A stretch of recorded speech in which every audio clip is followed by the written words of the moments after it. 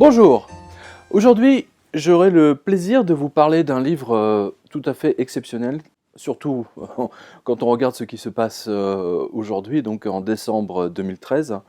Un livre exceptionnel donc qui s'appelle L'or des fous de Gillian Tett. Elle est rentrée au Financial Times en tant que jeune journaliste.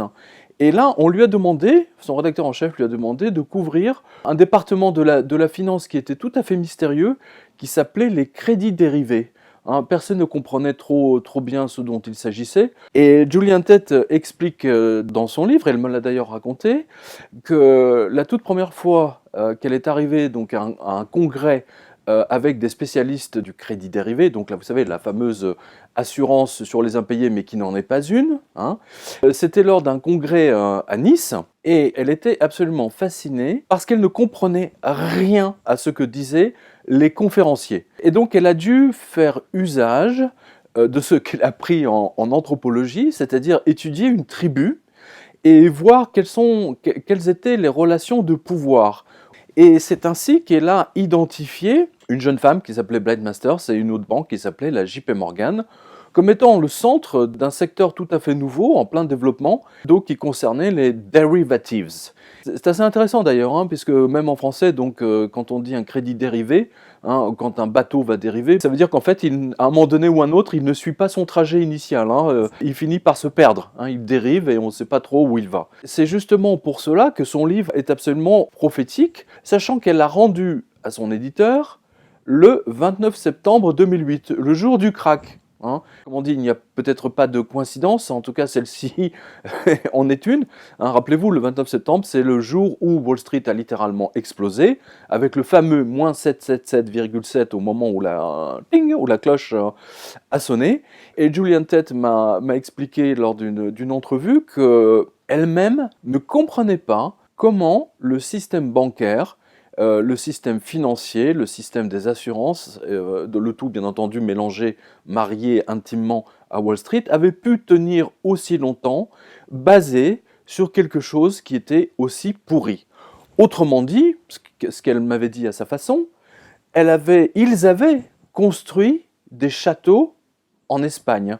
Hein, des châteaux qui étaient donc construits sur le sable et qui sont destinés à s'enfoncer, ou alors un peu comme le Concordia, destiné à dériver, comme on dit, vous voyez, à s'échouer, quelque chose qui ne devait pas se passer, finalement se passa par une erreur magistrale. Ce livre est l'historique de ce qui s'est passé au sein même de la JP Morgan. Dès le départ, dès la première réunion dans un hôtel de luxe à Boca Raton, en Floride, où tous ces jeunes banquiers issus de la JP Morgan, donc vous savez, c'était la banque des intellos, comparée aux autres qui étaient des banques de voleurs de grand chemin. Hein, je pense notamment à la Bankers Trust, hein, ou à la Bear Stearns, ou à d'autres banques, ou à la Salomon Brothers. Et c'est là, lors d'un séminaire, où il était question en fait de savoir comment accroître leur chiffre d'affaires afin qu'ils puissent gagner un maximum, que Blythe Masters et son équipe allaient s'illustrer dans la mise au point du fameux crédit défaut swap qui permettait d'intégrer dans les écritures comptables des banques tous ces crédits qui ont été faits à des gens qui ne pouvaient pas rembourser, mais qui se retrouvaient donc dans leur bilan en positif. Et Gillian raconte ce qui s'est passé du début des années 1998 jusqu'à 2008, hein, c'est-à-dire 10 ans d'évolution des crédits dérivés, 10 ans d'évolution de ce produit en fait, hein, de ce produit financier qui allait détruire le monde, et comment toutes les autres banques s'en sont emparées, et surtout comment la JP Morgan avait réussi à éviter la crise des subprimes. La crise des subprimes, c'est une fois que les banques américaines ont prêté à tous les gens qui avaient 10% à mettre sur la table pour s'acheter une maison, donc 10% de la valeur. Une fois qu'ils avaient épuisé ça, ils n'avaient plus de clients. Donc ils se sont dit, on va toucher une nouvelle clientèle qui n'a peut-être pas les 10%, donc on va descendre à 5%. Et une fois qu'ils ont écumé les 5%, ils se sont dit, on va trouver un nouveau système pour prêter aux gens qui n'ont même pas $1 à mettre sur la table, en avance donc, pour acheter leur maison. Hein, voilà. Une fois qu'ils ont écumé la classe moyenne qui avait un emploi à plein temps, ils sont descendus encore d'un cran, c'est-à-dire qu'ils ont commencé à prêter de l'argent à ceux qui travaillaient à mi-temps. Et une fois qu'ils ont écumé ceux qui travaillaient à mi-temps, ben, ils se sont mis à prêter aux chômeurs. Et une fois qu'ils ont écumé les chômeurs, ils se sont mis à prêter à ceux qui sortaient de prison. Je résume, hein, voilà. Et une fois qu'ils ont fait ceux qui sont sortis de prison, alors là, je vous le donne dans le mille, vous n'allez pas le croire, hein, parce que ça, la presse française s'est bien gardée de vous l'expliquer, ils se sont mis à prêter aux personnes âgées, au troisième âge. Je donne dans Blight Masters, Satyavid Das, dans un autre livre, Extrême Monnaie, en donne d'autres cas. Je pense notamment à cette dame de 70 ans, je crois que c'est le New York Times même qui l'avait rapporté aussi, à qui on avait fait un prêt sur 20 ans, hein, pour s'acheter un grand appartement à New York. Et donc, toute cette catégorie, toutes ces catégories au pluriel, que je viens de vous décrire, en fait, les banquiers savaient qu'ils allaient faire un défaut de paiement, à un moment donné ou à un autre, hein, parce que regardez bien l'astuce, vous savez, les agences de notation, les fameuses agences de notation, Moody's, Standard Poor's, nanana, etc. Il suffit qu'elles lèvent la main et ça y est, le ministre des Finances de la France commence à trembler, à faire pipi dans sa culotte, hein, etc., etc. Ces agences donc étaient censées noter les dossiers des emprunteurs, vous voyez ? Mais regardez bien l'astuce des banquiers. Les agences de notation examinaient leurs dossiers uniquement sur 3 ans. Pourquoi sur 3 ans ? Parce que, bon, ils se disent, ça peut, leur situation peut évoluer, ils peuvent évoluer dans leur hiérarchie, etc. Et de toute façon, ils ne peuvent pas faire non plus, hein, des prévisions sur 10 ans. Hein. Donc voilà. Qu'ont fait les banques ? Écoutez bien. Elles ont adapté leur crédit, les fameux subprimes. C'est-à-dire que vous empruntiez, par exemple, je ne sais pas moi, 300 000, 400 000 dollars ou euros, peu importe. Les 3 premières années, votre taux était de 2, voire 3%. Donc vos remboursements étaient, on va dire, allez, on va simplifier, étaient de 500 dollars par mois. Mais au bout de 3 ans, le taux passait à 8, 10, voire 12%. Pourquoi ? Parce qu'ils savaient pertinemment, les banquiers, ces enfoirés de banquiers, que ça allait déclencher un défaut de paiement. Les gens passaient d'un remboursement du jour au lendemain, ils passaient d'un remboursement de 500 euros, hein, à 1000 ou voire 1200 euros. C'était la garantie absolue. Et donc les banquiers se sont dit, on va leur saisir leur maison. Et ça va enrichir notre bilan, hein, donc dans les actifs. En plus, ces crétins, hein, de pauvres, hein, ont remboursé leur emprunt pendant 3 ans. Vous vous rendez compte, hein, c'est génial. Hein, ils ont payé, une sorte de loyer. Et au même moment, comme je l'avais raconté dans Blight Masters, vous avez, tous ces prêts ont été vendus à des fonds de retraite allemands, italiens, etc. Surtout allemands, mais français aussi. Alors disant, tiens, voilà, là vous avez un taux de 3% qui va passer à 8, 10, donc hein, on vous donne 1 ou 2%, hein, mais si jamais les gens ne remboursent pas, hein, c'est vous qui prenez la suite. Voilà. Donc c'est le fameux mélange toxique que Julian raconte brillamment dans ce livre, c'est historique, c'est génial. C'est ce mélange toxique donc de subprime, de prêts faits à des gens qui ne pourront pas rembourser, mélangé donc à l'arnaque de justement des prêts progressifs. Hein. C'est un peu comme si des gens qui savent faire du ski sur des pistes vertes, soudainement vous les mettiez au bout de 2 jours, hein, vous les mettez sur une piste noire. Hein. Voilà, c'est exactement la même chose. Hein. Ils ont toutes les chances de se ramasser. C'est le principe des subprimes. Hein, voilà. Et le mélange atomique, hein, de la nitroglycérine, les assurances prises sur les gens qui n'allaient pas rembourser, c'est ce qui a fait la gloire de Goldman Sachs, c'est ce qui a fait la gloire, justement, c'est ce que raconte Julian Tett de M. Paulson, hein, qui s'est enrichi de manière massive, qui a parié contre les banques en mettant au point avec Goldman Sachs et d'autres banques des crédits défaut swap, donc des assurances contre l'impayé, et il a parié sur le fait que des millions de gens ne rembourseraient pas leur emprunt. Voilà. Donc, la genèse de cette histoire, la genèse de cette crise, Julian la raconte, je ne veux pas dire mois après mois ou jour après jour, quasiment ou heure par heure. Et c'est pour ça que ce livre a été décrit comme un vrai travail de détective. Hein. Donc là, c'est le Guardian. Julian Tett lève le voile sur le monde fermé de la finance qui n'a de compte à rendre à personne. C'est amusant qu'il n'a de compte, hein, sur des comptes bancaires, c'est assez marrant. Vous avez The Independent qui explique que Julian Tett nous décrit un système bloqué par une grave erreur émanant d'une élite de traders qui ont été capables de repousser toute forme de surveillance et de contrôle. Voilà. Le fait que Julian Tett soit capable de publier des conversations aussi privées entre banquiers, financiers, etc., au sommet de l'État à Wall Street, est une preuve de ses formidables capacités de journaliste. Un livre parfaitement lisible, nous dit le Daily Telegraph, très bien documenté sur la façon dont les banquiers ont inventé, promu et profité des produits financiers qui ont été au cœur même de l'effondrement. C'est un livre qui se lit, vous savez, c'est un peu comme du Walter Scott ou, ou du Dumas. C'est à celui qui va s'en distribuer le plus, et le tout, bien entendu, pris sur les intérêts que la classe moyenne américaine et bien entendu européenne a payé. Et sachez-le, en lisant ce livre, vous allez comprendre pourquoi Nicolas Sarkozy a voté à toute vitesse la loi. Rappelez-vous, c'était juste après l'effondrement de Wall Street, c'est pas par hasard. Pourquoi les Français devront travailler 2 années de plus? Ben voilà, vous avez la réponse. C'est pas du tout parce que la sécurité sociale n'a pas l'argent ou les cotisations, etc. C'est faux. On est beaucoup plus nombreux à travailler qu'il y a 30 ans. Il faut quand même revenir à l'essentiel, au basique. Et d'ailleurs, à ce sujet, les ponctions, les cotisations salariales et patronales sont infiniment plus importantes aujourd'hui qu'elles ne l'étaient il y a 30 ans. Cherchez l'erreur. La réalité, c'est que les politiques, Nicolas Sarkozy, à l'époque, a voté cette loi pour pouvoir compenser les pertes des banques, des assureurs et des fonds de pension, des fonds de retraite, qui ont tout perdu. Elles ont perdu entre 50 et 60%. Elles ne l'ont jamais avoué. Et c'est pour ça que je vous dis, vous ne toucherez pas votre retraite. Ou alors, vous toucherez peut-être, je sais pas, peut-être 10 ou 20%. Lisez ce livre. Vous allez comprendre pourquoi vous n'allez pas toucher votre retraite. C'est très très important. Ce livre va à l'encontre du mensonge des politiques actuelles. Julian Tett nous montre à quel point les politiques ont été achetés par tous ces banquiers, que tous ces banquiers et toutes ces banquières couchent avec les politiques, avec le pouvoir politique, et qu'en fait, bien entendu, ils ont fini par prendre le dessus. Je trouve que le résumé que vous avez sur la couverture, comment une équipe de jeunes banquiers de la JP Morgan a révolutionné le monde de la finance, en inventant le produit miracle qui annulait le risque d'impayé, d'accord?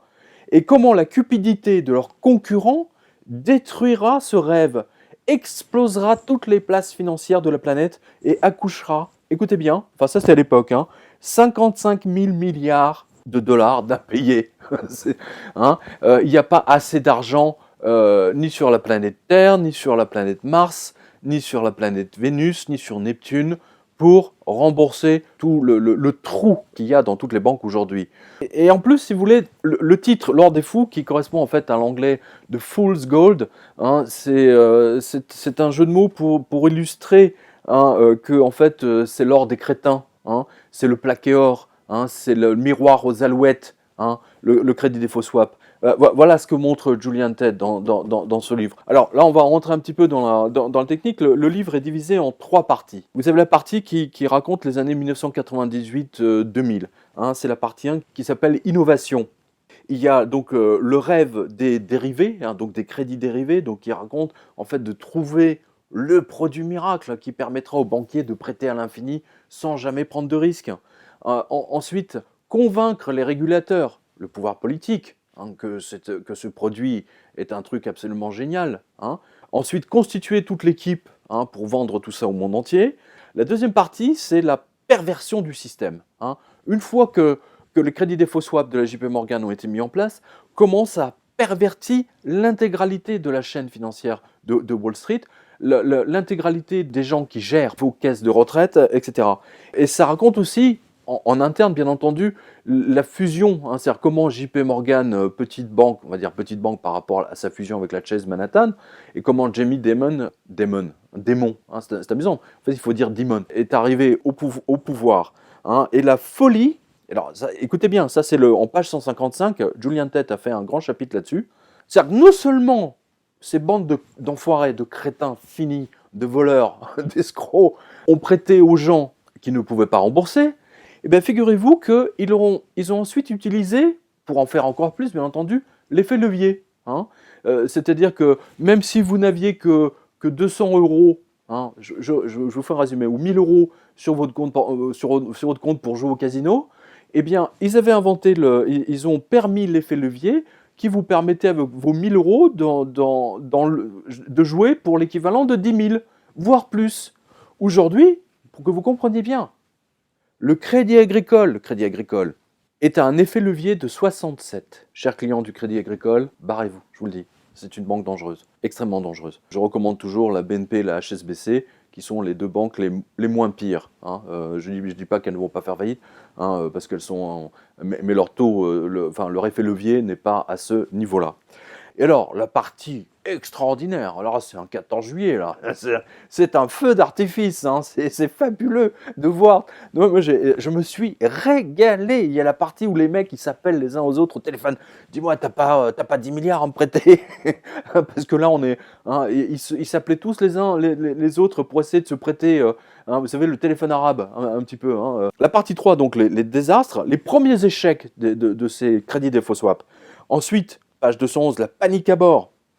Page 225, elle raconte la panique bancaire, mais de l'intérieur, c'est très intéressant. Ensuite, elle raconte comment la Bear Stearns a explosé. Fabuleux, page 249. Et la chute libre, hein, donc en page 263. Et ensuite, ça va jusqu'aux pages 310 ou 20 et quelques, où Julian nous a fait des épilogues qui sont le résumé de sa pensée, de ce qui s'est passé. J'ai revu Julian Tett il n'y a pas très longtemps, il y a à peu près peut-être 6 mois, à Londres, et elle me dit toujours que de ce qu'elle voit, le système repose toujours sur... vous savez, c'est un peu comme... C'est un peu cette phrase-là de Apocalypse Now, vous savez, du colonel Kurtz, hein, je suis un escargot qui rampe sur une lame de rasoir. Hein, voilà, c'est ça. Hein. Aujourd'hui, Wall Street vraiment rampe sur une lame de rasoir. Et ça va être très intéressant à observer parce que contrairement à ce qu'on vous dit, il n'y a aucune reprise, bien entendu. Hein. Que voyez-vous? Vous ne voyez que des licenciements les uns après les autres. C'est ininterrompu depuis maintenant 3 ans. Ça s'est accéléré il y a 1 an et ça a continué. On vous dit qu'en Allemagne, tout va bien, que l'Allemagne, c'est vraiment la rectitude absolue des comptes, leurs banques, elles sont nickel. Deutsche Telekom, hein, Achtung, hein, l'un des plus gros opérateurs télécoms du monde. 6000 personnes, hein, raus, dehors, hein, voilà. Et on vous dit que bien entendu, tout va bien. Hein, vous inquiétez pas, tout va bien. Ce livre vous met vraiment à l'intérieur. N'oubliez pas, le passé définit le présent. Hein. Et en l'occurrence, celui-ci va vous montrer l'éclatement total du système, hein, qui va d'ailleurs provoquer un chaos colossal, est inévitable. C'est mathématique. Depuis 2008, qu'est-ce qu'elles ont fait les banques? Elles ont continué leur crédit défaut swap. Pourquoi? Mais parce qu'elles n'ont pas le choix pour maquiller leur bilan. Donc elles ont continué à acheter. Quand vous initiez un mouvement comme ça, vous ne pouvez pas l'arrêter, c'est tout. C'est exactement comme un drogué. Enlevez-lui sa piqûre d'héros, il va pas être content. Là, c'est pareil. Vous en avez besoin pour maintenir les marchés en lévitation. Elles ont continué 2010, 2011, et ça a repris d'ailleurs en 2011. Les crédits défaut swap, etc., ils se sont tous fait des crédits défaut swap les uns sur les autres. D'ailleurs, sur le blog de cette semaine, hein, je donne un cas, enfin, c'est pas moi qui le donne, c'est Jon Stewart d'ailleurs, qui a découvert vraiment très tard hein, le crédit défaut swap de Blight Masters hein, et ses effets. Là, en l'occurrence, c'est pas la JP Morgan, c'est pas la Deutsche Bank, c'est une banque extrêmement mystérieuse, une banque qui appartient, on va dire, à la CIA, parce qu'il y a des accointances quand même assez étonnantes avec cette banque qui a racheté beaucoup de choses. On va revenir dessus peut-être dans une autre vidéo. Bref, Blackstone a pris une garantie d'impayé sur une société espagnole cadérée qui fait des paris, hein, de matchs de football, de loto, etc. Elle a fait un pari avec je ne sais plus quelle banque en disant, voilà, nous on fait un pari sur le fait que cette société, hein, en France ça pourrait être la Française des Jeux par exemple, qu'elle fera un défaut de paiement. Hein, voilà. 1 mois plus tard, que fait Blackstone, une autre équipe de Blackstone? Elle va voir cette société espagnole. Elle lui dit, écoutez bien, nous vous prêtons 100 millions de dollars à la seule condition que vous fassiez un défaut de paiement ou un retard de paiement. C'est la même chose. Hein. Du point de vue des CDS, des crédits défaut swap, c'est la même chose. Et les gens mais ils étaient super contents, les enfoirés. Donc ils ont fait un défaut de paiement. Hein. Ils ont pris les 100 millions de Blackstone et ils ont fait un défaut de paiement. Ce qui a permis à l'assurance, au crédit défaut swap, hein, d'être déclenché. Et Blackstone s'est mis 15 millions de dollars dans la poche en ne faisant rien. Voilà la grande escroquerie de Wall Street. Jon Stewart, et surtout la comédienne Madame B, hein, elle est très drôle d'ailleurs, le montre bien. Hein, et elle montre surtout, elle est allée voir Gretchen Morgenson, grande journaliste financière du New York Times, pour lui demander « Mais pourquoi vous n'avez pas fait un grand papier là-dessus ?» en racontant cette espèce oui, comment ils ont arnaqué les gens.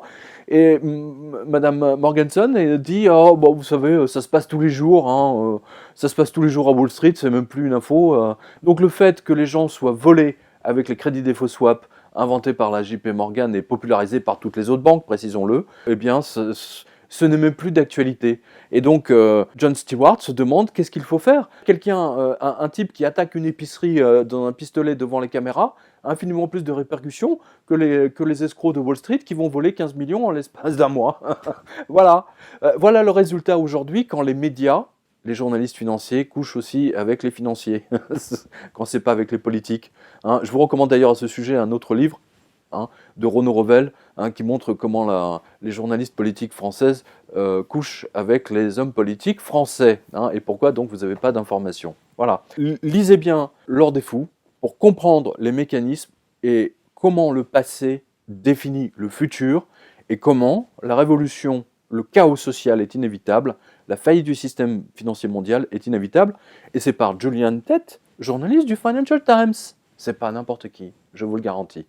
À bientôt. Rendez-vous sur le site du Jardin des Livres. Vous serez servi comme d'habitude. Merci à vous.